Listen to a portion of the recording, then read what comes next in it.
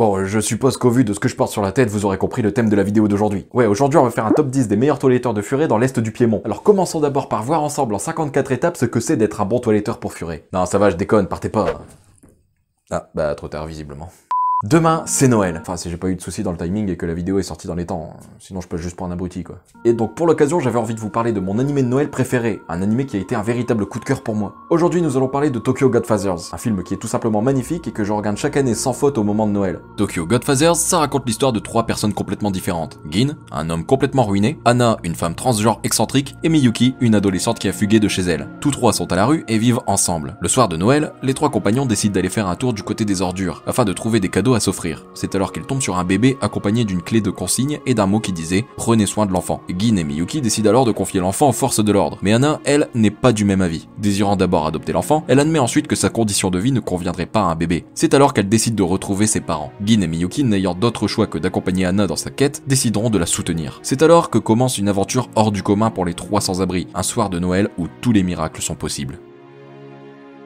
Quand j'ai vu ce film pour la première fois, j'ai directement été transporté dans ce moment magique que nous propose Tokyo Godfathers. L'intrigue commence direct et les personnages sont attachants dès les premières secondes. Qui plus est, l'anime possède une version française vraiment excellente, avec des doublages qui retranscrivent parfaitement les émotions des personnages. Un autre point qui m'a beaucoup marqué aussi, c'est la qualité de l'animation. Ouais, malgré la date de sortie, l'animation reste tout à fait remarquable. On arrive vraiment à ressentir les émotions de chaque personnage rien qu'avec leur expression faciale. La beauté de la ville de Tokyo est également très bien représentée, avec des détails très travaillés et une ambiance à la fois sombre, causée par la nuit, qui montre le drame de la situation, mais également la vie difficile des personnes sans abri dans les rues froides de l'hiver, et une ambiance plus lumineuse due aux nombreuses illuminations de Noël qui sont réparties un peu partout dans la ville, et qui rappellent que qu'importe le drame vécu, il existe une lumière au bout du tunnel. Mais honnêtement, je pense que la qualité de l'animé réside avant tout dans ses personnages. Les trois héros de Tokyo Godfathers sont exploités à la perfection. On a trois personnes complètement différentes, mais qui malgré tout se complètent totalement. Dans un premier temps, Gin, un homme qui avait une belle et heureuse vie de famille, mais qui a tout perdu après de nombreuses erreurs. Aujourd'hui, il vit avec le poids de son passé, et son désir de rédemption, surtout auprès de sa fille qu'il aimerait tant revoir. Malgré son côté aigri au premier abord, il n'en reste pas moins un homme bon, avec de vraies valeurs, et qui tendra la main à n'importe qui dans le besoin, comme le montrent certains passages de l'animé. Anna, elle, a été abandonnée par ses parents lorsqu'elle était enfant. Elle a donc été recueillie par la gérante d'un bar de drag queen. Depuis, elle considère celle-ci comme sa véritable mère. Anna a commencé à travailler dans le bar en tant que chanteuse,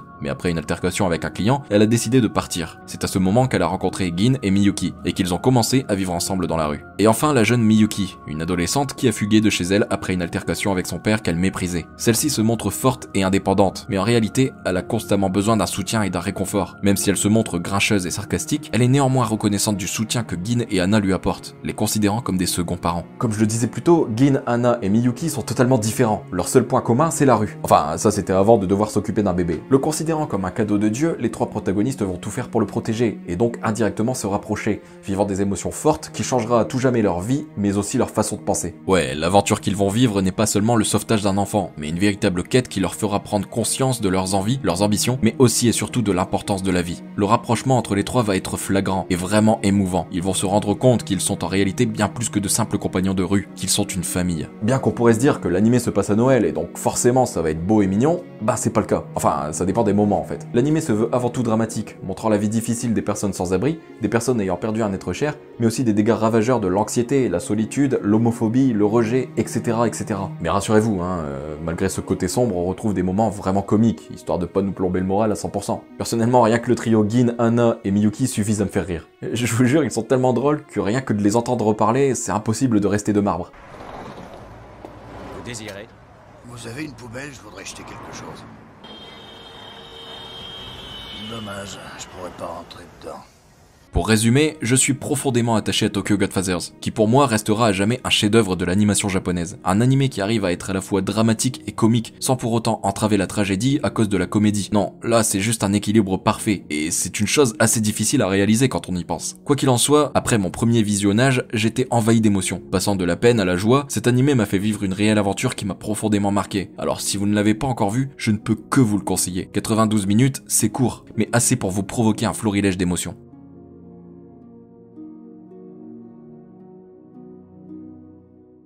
Voilà ce qui conclut cette vidéo. Ouais, c'est un peu plus court que d'habitude, ouais. J'espère qu'elle vous aura plu et que j'aurai au moins pu vous faire découvrir un animé que j'affectionne tout particulièrement. Personnellement, il ne me reste plus qu'à vous souhaiter un très joyeux Noël. même si la situation actuelle elle est pas ouf, hein, on va pas se mentir. Malgré tout, j'espère que vous pourrez quand même profiter pleinement des fêtes de fin d'année, avec modération l'alcool, hein. Je commence à vous connaître, hein. J'espère aussi que le Père Noël vous apportera tout ce que vous avez demandé. Ouais, je dis Père Noël parce que parmi vous, il y en a peut-être 2 ou 3 qui y croient encore, hein. Du coup, je préfère jouer le jeu. Faudra pas non plus que je sois un briseur de rêve, hein. Si vous avez aimé mon t-shirt et que comme moi, vous ne savez jamais quel Pokémon choisir au début, alors vous retrouverez un lien dans la description. Moins 20% avec le code REVOR20. On pourra pas dire que je vous offre jamais rien. Avant de partir, n'oubliez pas de balancer votre plus gros Kamehameha sur le pouce bleu et de vous abonner pour ne pas louper les prochaines vidéos. Sur ce, moi je vous laisse, je vous fais des bisous et je vous souhaite à toutes et à tous un très joyeux Noël.